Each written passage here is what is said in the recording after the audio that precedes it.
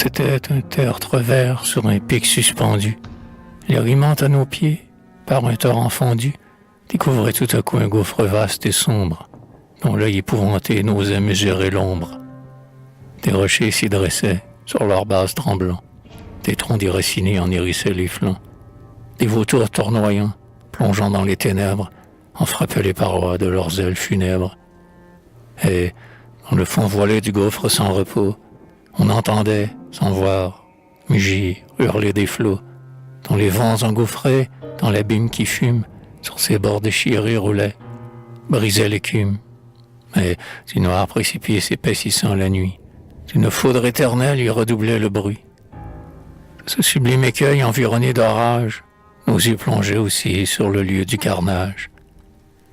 Ils voyaient, sous le fer des cruels musulmans, tomber l'un après l'autre amis, frères, amants, et par leur nombre, hélas, que le glaive dévore, nous comptions les instants qui nous restaient encore.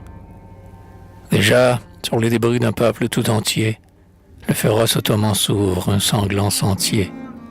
Une femme, une mère, au désespoir sublime, il ne nous reste plus qu'un vengeur. C'est l'abîme, dit-elle, et, vers le bord précipitant ses pas, elle montre l'enfant qui sourit dans ses bras. Sa bouche entr'ouverte arrache la mamelle, l'élève dans ses mains, tremble, hésite, chancelle, et, s'animant au cri d'un vainqueur furieux, le lance dans l'abîme en détournant les yeux. Le gouffre retentit en dévorant sa proie. Elle sourit au bruit que l'écho lui renvoie, et se tournant vers nous.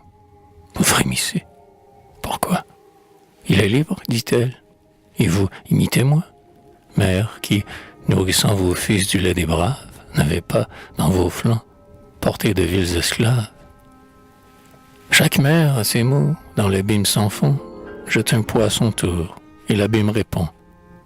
Puis, formant tout à coup une funèbre danse, entrelaçant nos mains et tournant en cadence, aux accents de ce cœur qu'aux rives de l'hymen, les vierges vont chanter aux fêtes de l'hymen. Notre foule en s'ouvrant forme une ronde immense. Et chaque fois que l'air fini recommence, celle que son destin ramène sur le bord, comme un anneau brisé d'une chaîne de mort, s'en détache. Et d'un saut s'élance dans l'abîme, le bruit sourd de son corps roulant de cime en cime, du gouffre insatiable ébranlant les échos, accompagnait le cœur qui chantait en ces mots. Contraste déchirant, air gracieux et tendre, quand des jours plus heureux nos voix faisaient entendre, et dont le doux refrain et l'amoureux accord doublaient en cet instant les horreurs de la mort.